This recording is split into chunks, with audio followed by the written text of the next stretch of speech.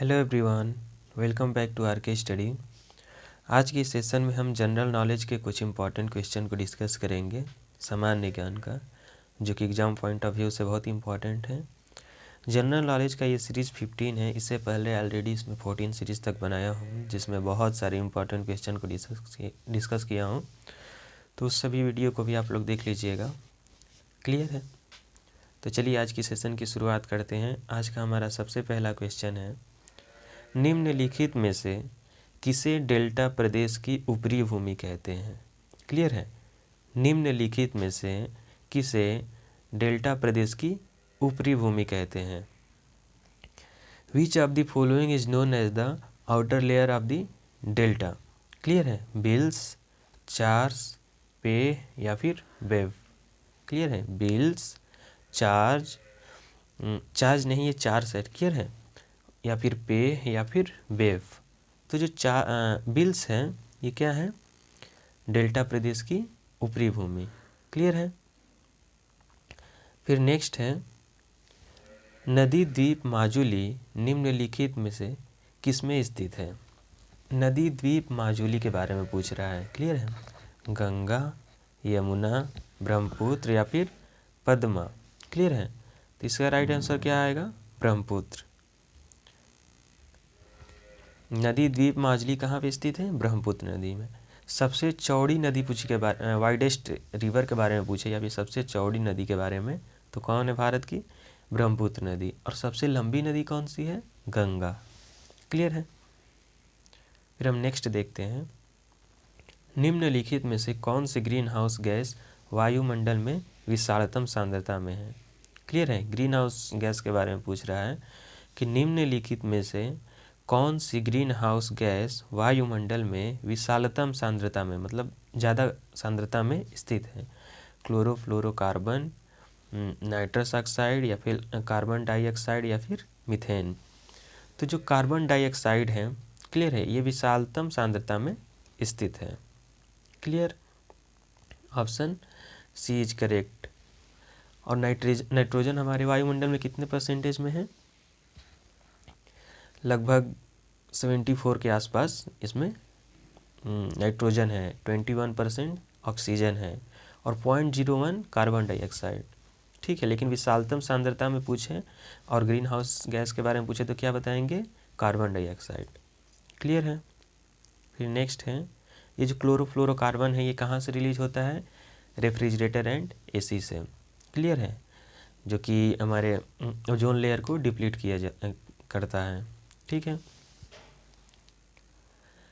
इसके लिए एक प्रोटोकॉल चलाया गया था ओजोन लेयर के लिए, प्रोटेक्शन के लिए, जिसे मॉन्ट्रियल प्रोटोकॉल बोलते हैं।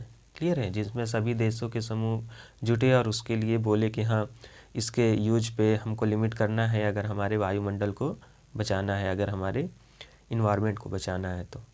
ठीक है, कौन सा प्रोटोकॉल बोलते हैं उसे? Montreal protocol.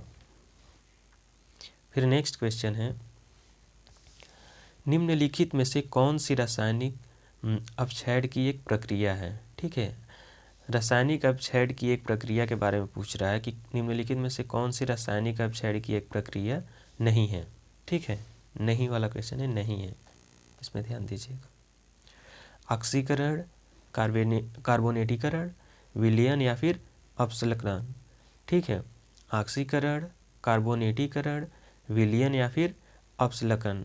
तो इसमें राइट आंसर क्या आएगा? अपसलकन। क्लियर है? फिर नेक्स्ट देखते हैं, निम्नलिखित में से कौन सी एक सिंधु नदी की सहायक नदी नहीं है? निम्नलिखित में से कौन सी एक सिंधु नदी की सहायक नहीं है? रावी, व्यास, चिनाब या फिर तवी? क्लियर है? तो ये जो तवी नदी है, ये क्या सिंधु नदी की सहायक नदी नहीं है? क्लियर है? तवी। फिर नेक्स्ट क्वेश्चन देखते हैं, निम्नलिखित में से कौन सी एक नदी कावेरी नदी की सहायक नदी नहीं है? निम्नलिखित में से कौन सी एक नदी कावेरी नदी की सहायक नदी नहीं है?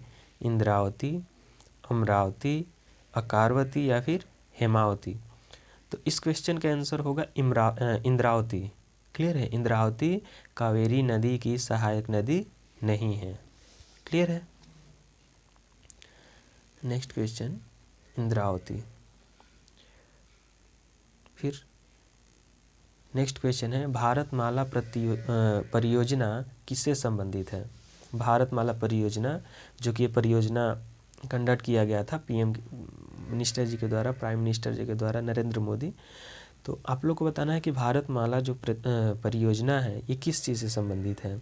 सड़कों के संयोजन को उन्नत करना, नदियों को परस्पर जोड़ना, ठीक है, या फिर प्रमुख शहरों को गैस पाइपलाइनों से जोड़ना, या फिर इनमें से कोई नहीं। तो भारतमाला जो परियोजना कंडक्ट हुआ था किसके लिए हुआ था?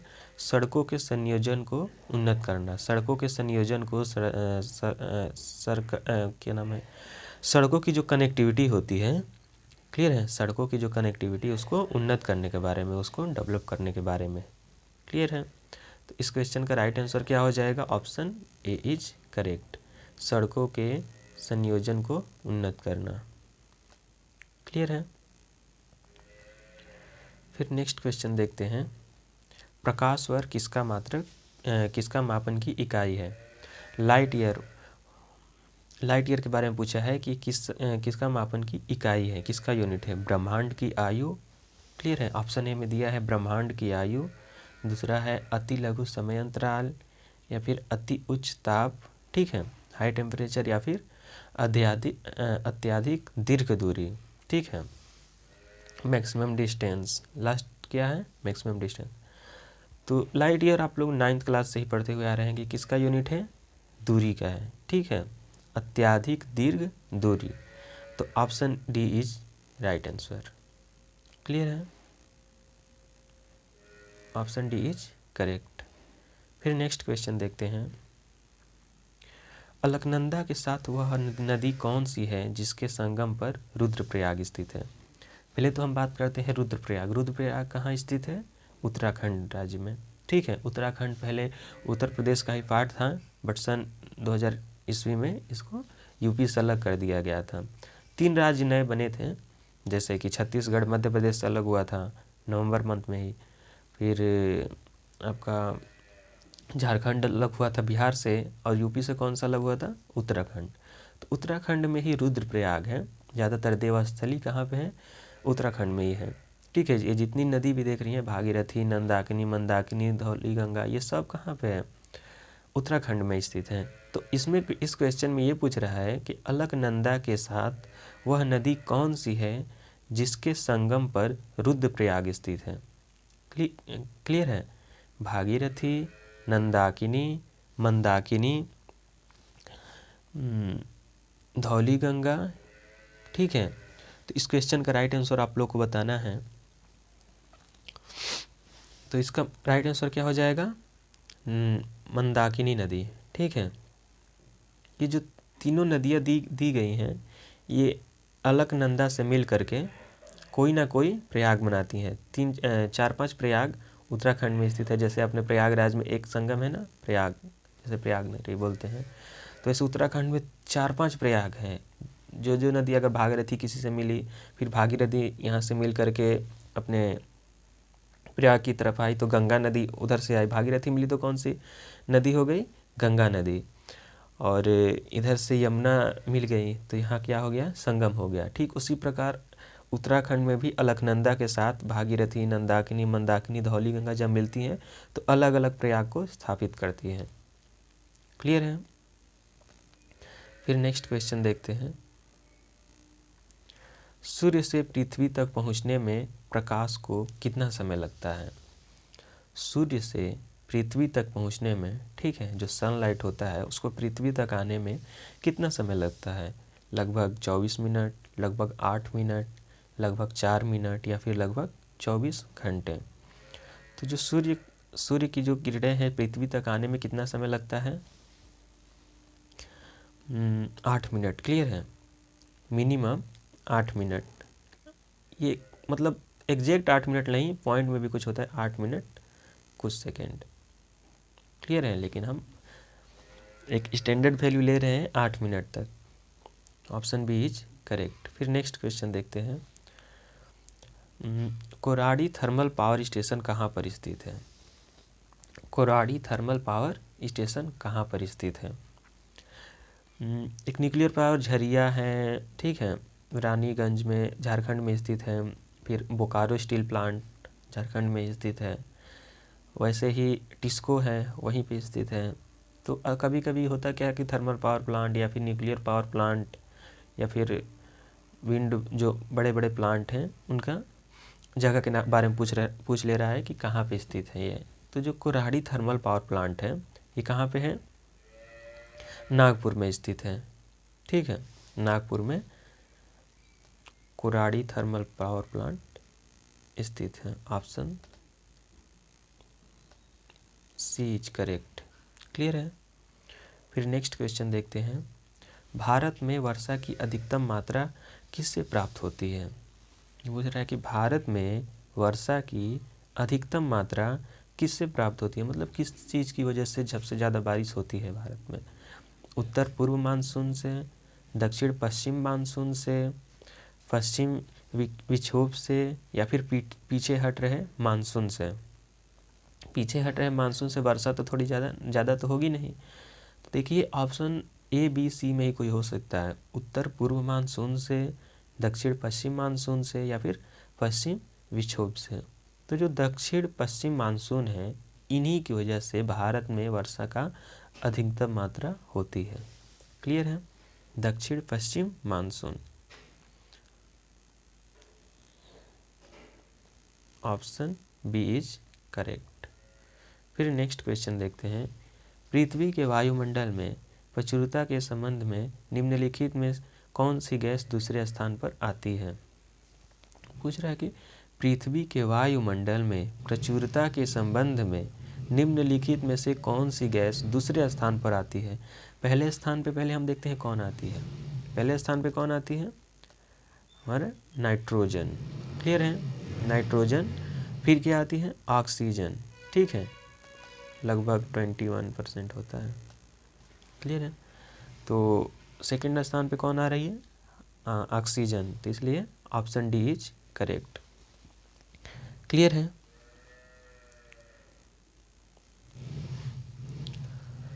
पूर्वी अरुणाचल प्रदेश में सूर्योदय पश्चिम गुजरात में सूर्योदय से लगभग कितने घंटे पहले होगा? सबसे पूर्वी राज्य कौन सा है? अरुणाचल प्रदेश। और सबसे पश्चिमी राज्य कौन सा है? गुजरात। क्लियर है? उसके बाद से यही पूछ रहा है कि जब पहली बार अरुणाचल प्रदेश में सूर्य निकला तो कितने घंटे बाद पश्चिम तक निकलेगा, जो गुजरात स्टेट है वहाँ तक, कितने दोनों के बीच में डिफरेंस होता है? ठीक है, अगर मैं कहूँ कि सुबह 5 बजे सूर्योदय हो रहा है अरुणाचल प्रदेश में, तो गुजरात में कितना होगा? 7 बजे के करीब। ठीक है, 2 घंटे का अंतर होता है। तो ऑप्शन सी इज करेक्ट।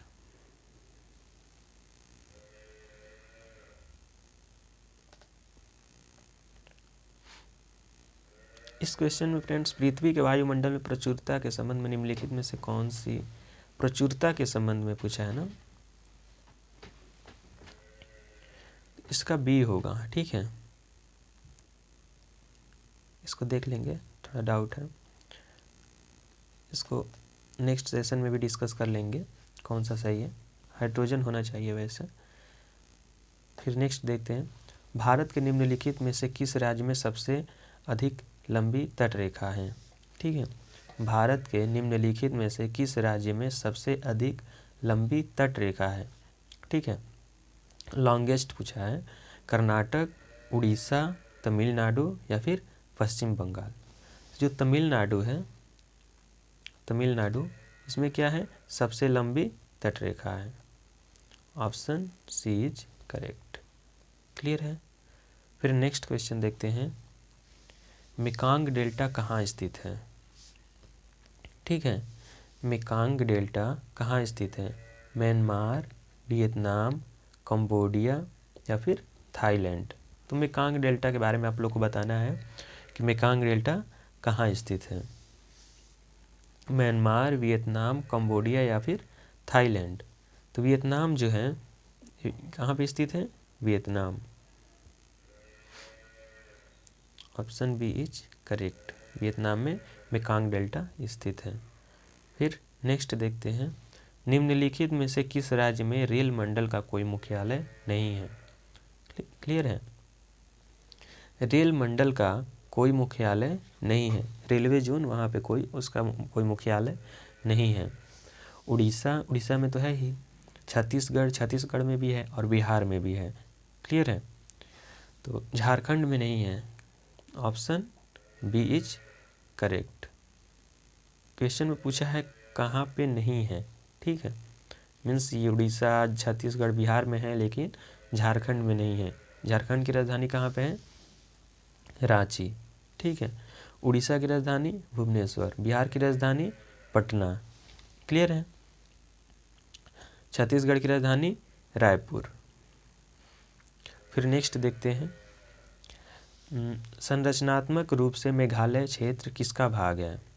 ठीक है, पूछ रहा है कि संरचनात्मक मतलब कि कंस्ट्रक्शनल बेसिस पे संरचनात्मक रूप से मेघालय क्षेत्र किसका भाग है।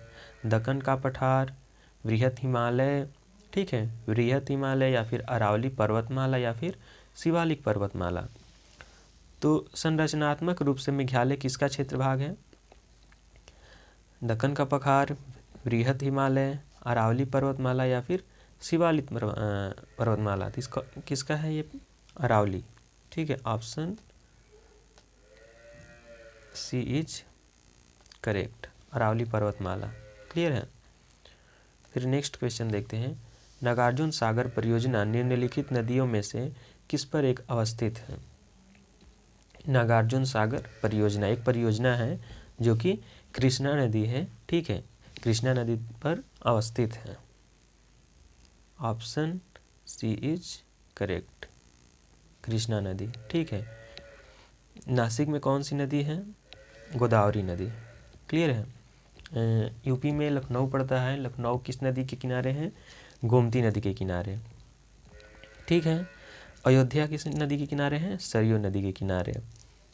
आगरा हो गया, इधर मथुरा उथुरा किस नदी के किनारे हैं, दिल्ली हो गया किस नदी के किनारे हैं, यमुना नदी के किनारे हैं। क्लियर है।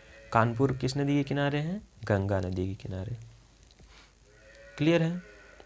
फिर नेक्स्ट देखते हैं, सूर्य ग्रहण के दौरान, ठीक है, सूर्य ग्रहण जब लगता है तो उस दौरान क्या होता है, सूर्य और चंद्रमा के बीच पृथ्वी आ जाती है। मतलब जो सूर्य होता है, देखते हैं एग्जाम्पल के थ्रू, जैसे कि ये सूर्य हो गया, ठीक है, और ये चंद्रमा हो गया, तो ये बोल रहा है कि इसके बीच में पृथ्वी आ जाती है, ठीक है, ऐसा तो होता नहीं है। या फिर सूर्य और पृथ्वी के बीच चंद्रमा आ जाता है, ये सूर्य है, एक तरफ पृथ्वी है, इनको सूर्य ले लीजिए, इनको पृथ्वी, तो बोल रहे हैं कि इनके बीच में चंद्रमा आ जाती है। फिर तीसरा है, पृथ्वी और सूर्य के बीच ठीक आधी दूरी पर चंद्रमा आ जाता है, ठीक है, पृथ्वी और सूर्य के बीच ठीक आधी दूरी पर चंद्रमा आ जाता है, या फिर पृथ्वी और चंद्रमा के बीच सूर्य आ जाता है। तो इस क्वेश्चन का राइट आंसर क्या होगा, सूर्य और पृथ्वी के बीच। देखिए सूर्य सबसे बड़ा जो है सूर्य, और एकदम लास्ट में लेते हैं पृथ्वी, सूर्य और पृथ्वी के बीच में चंद्रमा आ जाता है, ठीक है, जिसकी शेडेड की वजह से, जिसका शेडेड मान लीजिए कि बीच में जब चंद्रमा आता है तो हम पृथ्वी से क्या देखते हैं कि उनके आगे कुछ क्या हुआ है, ऐसे कटा हुआ भाग है। क्लियर है, इस टाइप का हम देखते हैं तो क्या होता है, वहाँ पे चांद आ जाता है बीच में, ठीक है। तो option B is correct. Clear है। फिर नेक्स्ट क्वेश्चन देखते हैं, निम्नलिखित में से कौन सा एक परंपरागत ऊर्जा स्रोत है। परंपरागत ऊर्जा स्रोत के बारे में बताना है, और इस क्वेश्चन का आंसर आप सभी को कमेंट में बताना है। क्लियर है, ये क्वेश्चन आप सबके लिए है। ज्वारीय ऊर्जा, भूतापीय ऊर्जा, जैव मात्रा ऊर्जा या फिर सौर ऊर्जा, सोलर एनर्जी। तो इस क्वेश्चन के आंसर आप सभी कमेंट में बताइएगा, और आज का सेशन कैसा लगा ये भी बताइएगा। फिर इससे रिलेटेड नेक्स्ट सेशन भी बहुत जल्द ही आएगा। तो आज के सेशन में बस इतना ही। Thank you everyone.